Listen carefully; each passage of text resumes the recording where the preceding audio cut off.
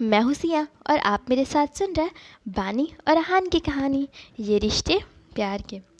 Hospital के infection room के अंदर वाइट कोट पहने डॉक्टर ने रिया का ब्लड लिया और 2 घंटे बाद रिजल्ट के लिए आने के लिए उन्हें कह दिया।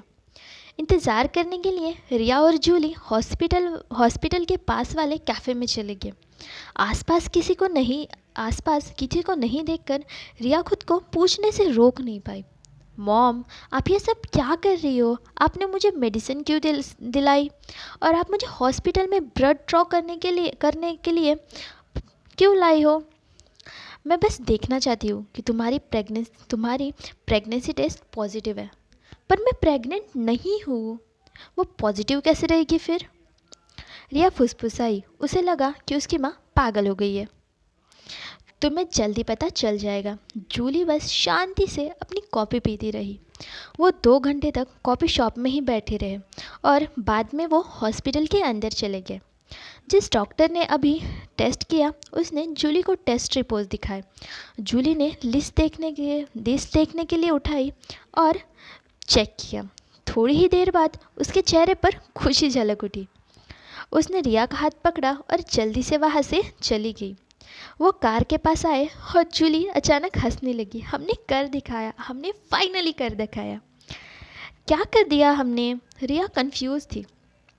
तुम्हारा HGG ब्लड टेस्ट पॉजिटिव है और ये प्रेगनेंसी के सिम्टम्स है, समझी?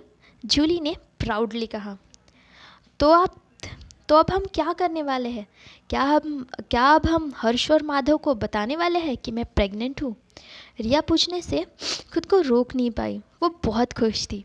नहीं, हमें और 2-3 दिन तक चेक करना होगा और बहुत सारी प्रिपरेशन भी करनी होगी। अगर हमने कोई गलती नहीं की तो हमारे अच्छे दिन शुरू समझो। बानी अहान के साथ हॉस्पिटल में 2 घंटे तक रुकी रही और फिर वहाँ से चली गई। उसका हाफ मंथ हॉलीडे खत्म होने ही वाला था, इसीलिए उसे ऑफिस की सिचुएशन चेक करने के लिए ऑफिस जाना पड़ेगा। बानी मित्तल फैमिली के ब्रांच में काम करती है और वो कंपनी के डिज़ाइन डिपार्टमेंट में एम्प्लॉय है। वो मित्तल फैमिली में काम करने के लिए इसलिए गई थी क्योंकि वहाँ हर्ष मैनेजर के लिए वर्क करता था। पर अब वो और हर्ष अलग हो गए हैं।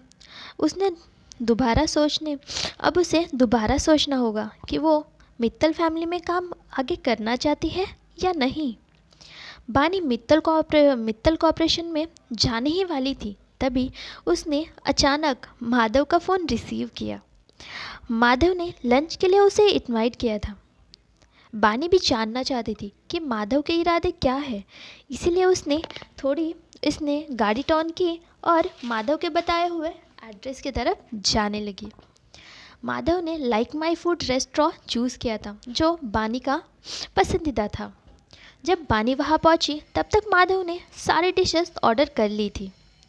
जब माधव ने बानी को अंदर आते हुए देखा वो मुस्कुराया और उसने कहा, कम ऑन, मैंने तुम्हारे लिए स्पाइसी श्रिम्प्स और रोस्टेड चिकन ऑर्डर किया है जो तुम्हें पसंद है।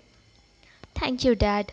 बानी ने पोलाइटली और उससे थोड़ी दूर बनाकर वो बैठ गई। माधव को भी बानी की पोलाइटनेस और दूरी बनाना महसूस हुआ, पर उसने अपने चेहरे पर मुस्कुराहट बनाई रखी।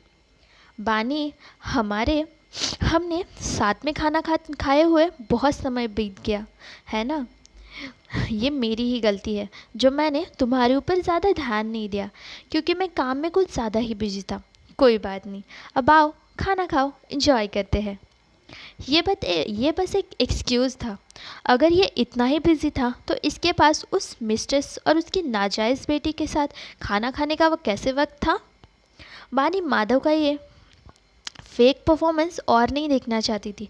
उसने कहा, डैड, आपने मुझे सिर्फ खाना खाने के लिए इनवाइट तो नहीं किया होगा, राइट?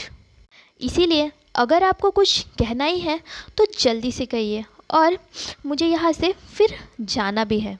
फ्रेंड्स, अगर आपको मेरी कहानी पसंद आ रही है तो लाइक और सब्सक्राइब करना मत भूलिए।